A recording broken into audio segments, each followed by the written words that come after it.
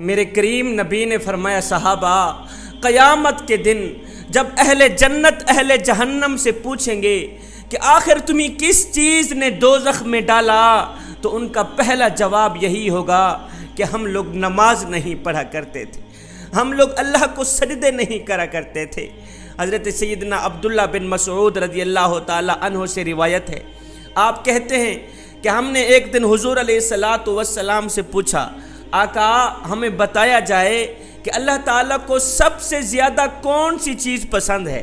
اللہ تعالیٰ کو سب سے زیادہ کون سا عمل پسند ہے؟ میرے کریم نبی نے فرمایا صحابی اللہ تعالیٰ کو سب سے زیادہ جو عمل پسند ہے، محبوب ہے، وہ ہے مقررہ وقت پر نماز با جماعت ادا کرنا۔ جوانو، میں تمہیں ایک گنہگار شخص کی کہانی سناتا ہوں، ایک گنہگار شخص کا سبق آموز واقعہ سناتا ہوں، دل کے کانوں سے سنیے گا۔ ایک گنہگار شخص تھا، بدکار تھا، سیاکار تھا، شرابی تھا۔ علاقہ جانتا تھا کہ یہ گنہگار ہے، یہ بدکار ہے، یہ سیاکار ہے۔ علاقہ جانتا تھا یہ شخص شرابی ہے۔ زندگی کے دن گزر گئے، یہ گنہگار شخص مر گیا، فوت ہو گیا۔ اس کے انتقال کے بعد جب اس کی قبر کھودی گئی، لوگ دیکھ کر حیران رہ گئے کہ اس کی قبر میں نور ہی نور تھا، روشنی ہی روشنی تھی۔ گلاب کے پھول اگے ہوئے تھے جن کی خوشبو سے قبر میں عطر پھیلا ہوا تھا۔ ایسا لگتا تھا جیسا کہ جنت کی کھڑکی کھول دی گئی ہو، جنت سے ٹھنڈی ٹھنڈی ہوائیں چل رہی ہوں، خوشبو آ رہی ہو۔ لوگ دیکھ کر حیران رہ گئے کہ یہ تو گنہگار تھا، یہ تو بدکار تھا، یہ تو شرابی تھا، پھر قبر میں روشنی کہاں سے آ گئی، قبر میں خوشبو کہاں سے آ گئی، ٹھنڈی ٹھنڈی ہوا کہاں سے آ گئی۔ خیر، اس گنہگار شخص کی تدفین کی گئی۔ تدفین کرنے کے بعد لوگ اس گنہگار شخص کی بیوی کے پاس گئے، پوچھا مائی آخر تیرا شوہر کون سا ایسا عمل کیا کرتا تھا جس عمل کی وجہ سے آج اس کی قبر میں نور ہی نور تھا، گلاب کے پھول اگے ہوئے تھے جن کی خوشبو سے قبر میں عطر پھیلا ہوا تھا، اور تیرا شوہر تو شرابی تھا، شرابی تھا، اس کی قبر میں روشنی کہاں سے آ گئی؟ بیوی نے کہا بھائی میرا شوہر واقع گنہگار تھا، بدکار تھا، وہ شرابی تھا، پر اس کے ایک عمل ایسا تھا جو اس کی بخشش کا ذریعہ بن گیا۔ میں یقین سے کہتی ہوں وہی عمل میرے شوہر کی بخشش کا ذریعہ بن گیا ہوگا۔ لوگوں نے پوچھا وہ کون سا ایسا خاص عمل تھا؟ تو اس کی بیوی نے کہا وہ عمل یہ تھا کہ جب فجر کی اذان آتی تھی، فجر کی اذان سن کر میرا شوہر کیا کرتا؟ میرا ایک بچہ تھا جس کی عمر 4 سے 5 سال کی تھی۔ میرا شوہر اپنے بچے کو اٹھاتا، بیٹے اٹھو، خود بھی وضو کرتا، اپنے بچے کو بھی وضو کراتا، وضو کرانے کے بعد اس کی انگل پکڑ کے یہ کہتے ہوئے مسجد کی طرف چلا جاتا بیٹے آؤ جس مالک کا کھاتے ہیں اس کے گیت گانے چلے، آؤ بیٹا جس مالک کو ساری کائنات سجدہ کر رہی، چرند پرند انسان حیوان ساری کائنات اس وقت جس کریم رب کے آگے جھکی ہوئی ہے، آؤ اس کریم رب کے آگے جھکنے جائیں، اس کریم رب کو سجدہ کرنے جائیں، آؤ بیٹے نماز پڑھنے جائیں۔ ہو سکتا ہے 5 سال کا بچہ تھا، 5 سال کے بچے کو یہ کہتا بیٹے ہو سکتا ہے یہ نماز ہماری زندگی کی آخری نماز، بیٹا ہو سکتا ہے یہ اذان ہماری زندگی کی آخری اذان، بیٹا ہو سکتا ہے میرا اللہ آخری بار ہمیں بلاوا دے رہا ہو، آخری بار نماز پڑھنے کا موقع دے رہا ہو۔ جب نماز پڑھنے کے بعد گھر میں آتا، میرا شوہر ان پڑھ تھا، پڑھا لکھا نہیں تھا، گھر میں آتا قرآن مجید اٹھاتا، پہلے اس کی زیارت کرتا، پھر قرآن مجید کی سطروں کے اوپر ایسے انگل پھیرتا آتا، اس کو بسم اللہ تک پڑھنی نہیں آتی تھی، ایسے ہی انگل پھیرتا آتا، ساتھ میں کہتا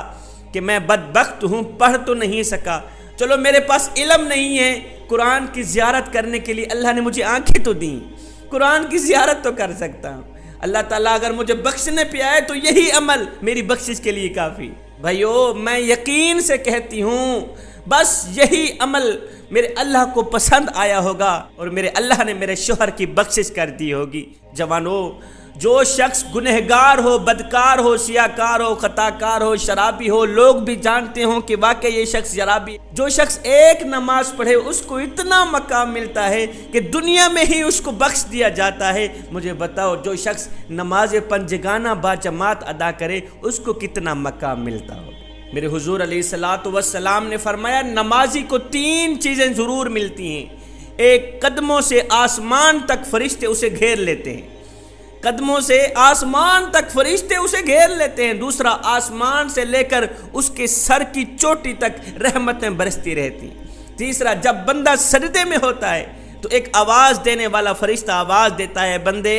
اگر تو یہ جان لے کہ اس وقت تیرے سامنے کون کھڑا ہے اور تو کس سے مخاطب ہے، خدا کی قسم قیامت تک سجدے سے اپنا سر اٹھائے ہی نہ۔ حضرت سیدنا امام علی مقام امام حسین رضی اللہ تعالی عنہ سے پوچھا گیا،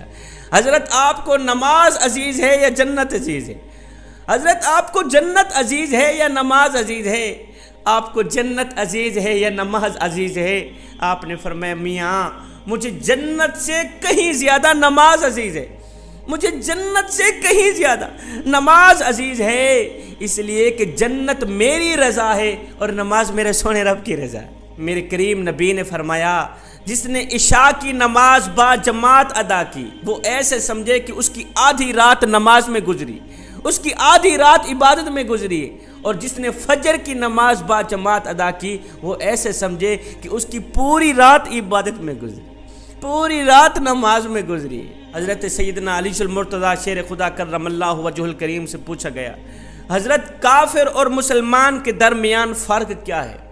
کافر اور مسلمان کے درمیان فرق کیا ہے؟ حضرت علی نے فرمایا میاں کافر اور مسلمان کے درمیان فرق صرف نماز کا ہے، مسلمان نماز پڑھتا ہے اس لیے وہ مومن ہے، اس لیے وہ مسلمان ہے، کافر نماز نہیں پڑھتا اس لیے وہ کافر ہے۔ صحابہ کے دور میں یہ تھا کہ جو فجر کی نماز نہیں پڑھا کرتا تھا، جو عشاء کی نماز نہیں پڑھا کرتا تھا، صحابہ کہتے تھے یہ تو ہے ہی منافق، بندہ مومن ہو فجر کی نماز چھوڑ دے، بندہ مومن ہو عشاء کی نماز چھوڑ دے۔ اگر آج ہمارے اس دور میں صحابہ ہوتے تو کیا خیال ہے ہمیں مسلمان کہتے کہ ہم نے تو 5 نمازیں ترک کر دیں۔ نماز دین کا ستون ہے جوانو، نماز میرے کریم نبی کی آنکھوں کی ٹھنڈک ہے، جس شخص کے اندر نماز ہے اس کے اندر سب کچھ ہے، جس کے اندر نماز نہیں ہے اس کے اندر کچھ بھی نہیں ہے۔ میرے کریم نبی نے فرمایا جو شخص 5 وقت کی نماز با جماعت ادا کرتا ہے، اس جمعے سے لے کر اگلے جمعے تک درمیان کے جتنے بھی گناہ ہیں یہ 8 دنوں کی نماز ان تمام گناہوں کا کفارہ ہے۔ جوانو اگر تم بے حیائی سے بچنا چاہتے ہو، اگر تم برائی سے بچنا چاہتے ہو، اگر تم قتل و غارت سے بچنا چاہتے ہو، اگر تم گنڈا گردی سے بچنا چاہتے ہو، اگر تم شراب نوشی سے بچنا چاہتے ہو تو سنو میاں بے حیائی کا علاج صرف نماز ہے، برائی کا علاج صرف نماز ہے، قتل و غارت کا علاج صرف نماز ہے، شراب نوشی کا علاج صرف نماز ہے۔